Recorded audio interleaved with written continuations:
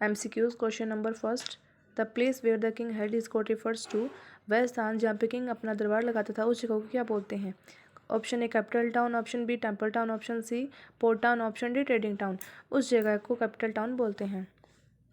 Ajmer is associated with the Sufi संत, जो अजमेर है वो सूफी संत के साथ जुड़ा हुआ है, और उन सूफी संत का नाम क्या था? Option B Khwaja Moinuddin Chishti, correct answer. उन सूफी संत का नाम ख्वाजा मोइनुद्दीन चिश्ती था।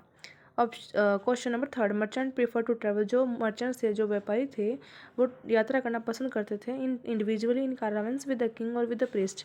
ऑप्शन बी इन कारावेंस, वो कारावेंस के अंदर ट्रैवल करना पसंद करते थे। Question number fourth, Kabul was a major centre for trade, जो काबुल था वो एक प्रमुख सेंटर था ट्रेड के लिए।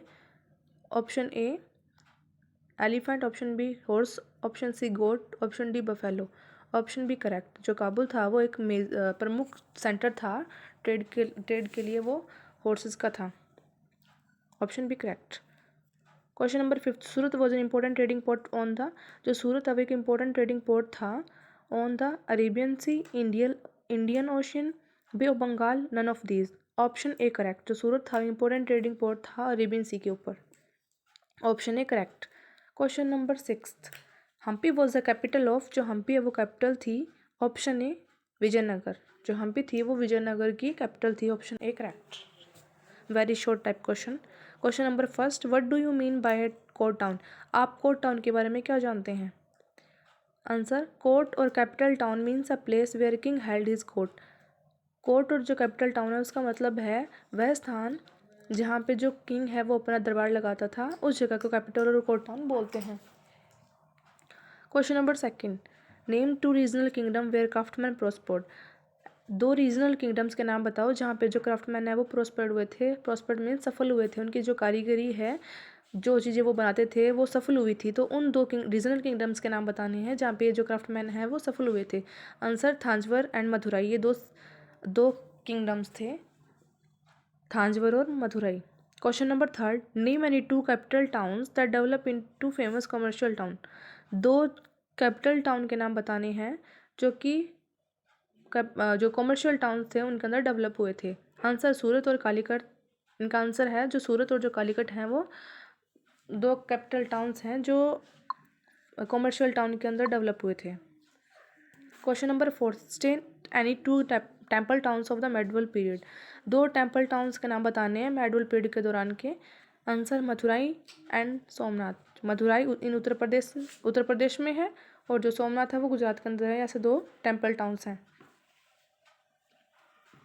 Question number fifth, what lead to the growth of a large number of port towns in the medieval India, medieval India के दौरान जो पोर्ट टाउन बड़ी संख्या में जो पोर्ट टाउन्स थे वो डेवलप हो गए थे, उनकी ग्रोथ हो गई थी, तो वो किस वजह से हुई थी, उनका क्या कारण था?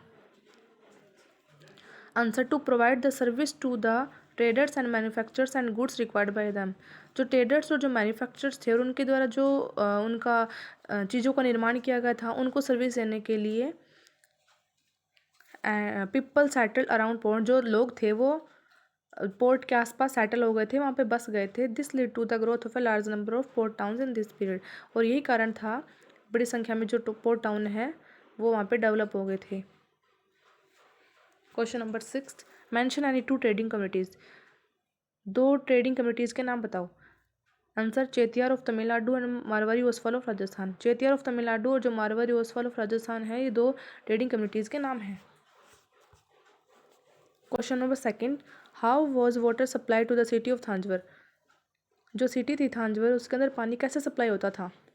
Answer, the water was supply to the city of Thanjavur from wells and tanks, तो सिटी थी थांजवर उसके अंदर जो पानी सप्लाई होता था वो कुओं से और जो टैंक्स थे उनसे सप्लाई होता था।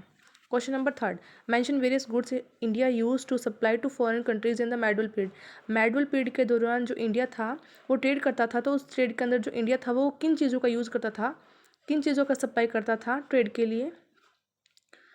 Answer, India use to supply Indian species like pepper, cinnamon, nutmeg, dried ginger, cotton and silk etcetera, जो इंडिया था वो इंडियन स्पीसीज यूज़ करता था ट्रेड के लिए, लाइक पेपर मीन्स काली मिर्च, कैनामोन मीन्स दालचीनी, नटमग मीन्स जायफल, ड्राई जिंजर सूखी अदरक, कॉटन रुई और silk clothes, etc. What were known as black towns? Who lived in these cities? जो ब्लैक टाउन्स हैं, जो काले शहर हैं, वो किन रूप से जाने जाते हैं और उन सिटीज़ में कौन रहता था?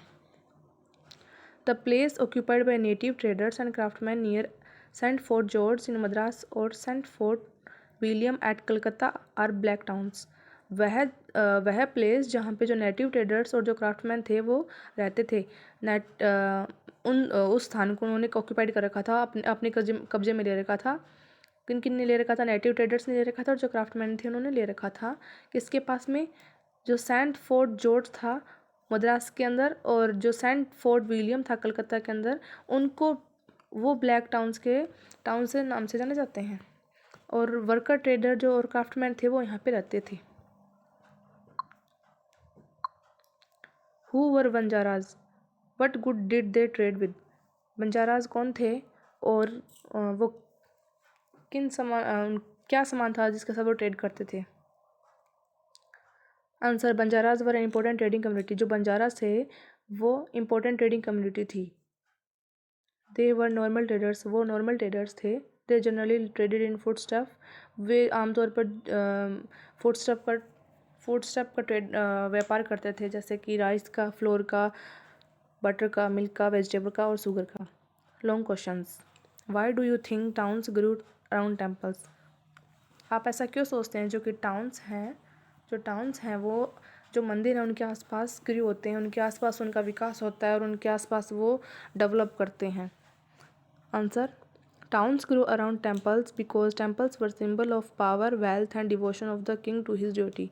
टाउन्स हैं वो टेम्पल्स के आसपास ग्रू करते हैं, उन टेम्पल के आसपास हैं, उनका डेवलपमेंट होता है क्योंकि जो टेम्पल्स हैं वो जो राजा के जो देवता हैं उनकी पावर का, उनके धन का और उनकी जो भक्ति है उनका प्रतीक है, उनका सिंबल है। इस वजह से वो जो टाउन्स हैं वो टेम्पल्स के आसपास ग्रो होते हैं। So it require large number of pilgrims and traders, इसलिए उनको बड़ी संख्या में जो यात्री हैं और जो व्यापारी हैं उनकी ज़रूरत होती थी। These factor resulted in temple towns, और ये मुख्य कारण रहे थे इन टेम्पल टाउन्स का ग्रो होने में। Moreover the rulers granted land and money to carry out elaborate rituals, feed priest and pilgrims. और इसके साथ ही साथ जो रूलर थे, जो राजा थे, वो अपने जो लैंड थी और जो पैसा था उसको दान में दे देते थे वहाँ की जो रस्म वगैरह होती थी उनके लिए, और जो प्रीस्ट, जो पुजारी और जो वहाँ पे यात्री आते थे उनको खाना खिलाने के लिए। वेल्दी मर्चेंट्स ऑल्सो मेड हग डोनेशन, और जो अमीर जो व्यापारी थे वो भी बहुत बड़ी मात्रा में वहाँ पे दान करते थे। Temples authorities started to use their wealth to finance trade and banking. जो टेम्पल अथॉरिटीज़ थे वहाँ पे जो मंदिर वगैरह का जो ध्यान रखते थे, वो अथॉरिटीज़ थी, वहाँ पे जो धन आता था उसको फाइनेंस, ट्रेड और जो बैंकिंग में यूज़ करना स्टार्ट कर दिया था उस धन को। These factor created great demand for many things, और ये फैक्टर हैं जिन्होंने बड़ी डिमांड्स हैं, कई चीज़ों की बड़ी डिमांड्स करने लग गए थे वो, and provide employment to many people. और जो टेम्पल थे उन्होंने कई जो लोग हैं उनको एम्प्लॉयमेंट भी दिया, उनको काम भी दिया था, उनको इन टेम्पल्स से रोज़गार भी मिल गया था। सो टेम्पल्स ग्रू अराउंड, जो टाउन्स ग्रू अराउंड टेम्पल्स, इसलिए जो टाउन्स थे वो टेम्पल्स के आसपास बढ़ने लग गए थे। Question number second, what was the importance of craft persons for the building and maintenance of temple? कि जो क्राफ्ट पर्सन्स थे उनकी क्या इंपॉर्टेंस थी जो टेम्पल्स थे उनको बनाने में और उनको देख रखाव के लिए उनकी क्या इंपॉर्टेंस थी? Answer, Kings aspire to show their wealth, power and devotion to deity, built temple for which a large number of craft persons were required। जो किंग्स थे उस दौरान वो अपनी जो वेल्थ, पावर और डिवोशन थी अपने जो देवता भगवान के प्रति, उसको दिखाने के लिए उन्होंने मंदिर बनवाए थे, और उनके लिए उस मंदिर के उन मंदिरों के देख रखाव के लिए उन्हें जो क्राफ्ट पर्सन्स थे उनकी रिक्वायर्ड थी। बड़ी संख्या में जो क्राफ्ट पर्सन्स थे, शिल्पकार थे, उनकी रिक्वायर्ड थी उन्हें। These temples attracted large number of pilgrims and traders for which idols etc. were needed and this attracted craft persons। और ये जो टेम्पल्स थे उसने बड़ी मात्रा में जो तीर्थयात्री थे और जो ट्रेडर्स थे उनको अट्रैक्ट किया, अपनी तरफ अट्रैक्ट किया, और इसके लिए जो मूर्तियाँ आदि जो चीज़ें थी उसकी ज़रूरत थी। और ये जो चीज़ें थी मूर्तियाँ वगैरह ये जो क्राफ्ट पर्सन हैं उनको अट्रैक्ट करती थी, आकर्षित करती थी। They made fine ornament idols bell lamps etcetera for temples. और उन्होंने टेम्पल्स के लिए जो आभूषण और जो कुछ मूर्तियाँ, बेल्स, घंटियाँ, लैम्प्स, दीपक वगैरह वो बनवाए थे। The demand for the things were made by temples authorities and they needed craft persons. और ये जो डिमांड्स की गई थी वो जो टेम्पल्स की अथॉरिटीज़ थी उनके द्वारा की गई थी और उनको क्राफ्ट पर्सन्स की आवश्यकता थी। Question number 3, what were the problem encountered by merchant in the medieval period. Medieval period के दौरान जो व्यापारी थे उनको किन समस्याओं का सामना करना पड़ा था। The problems encountered by merchants in the medieval period पर एज फॉलोज। जो प्रॉब्लम्स थी, जो समस्याएं थी जिनका व्यापारियों ने सामना किया था मेडुअल पीरियड के दौरान, वो इस प्रकार थी। First, Somnath impose taxes on traders and article of trade.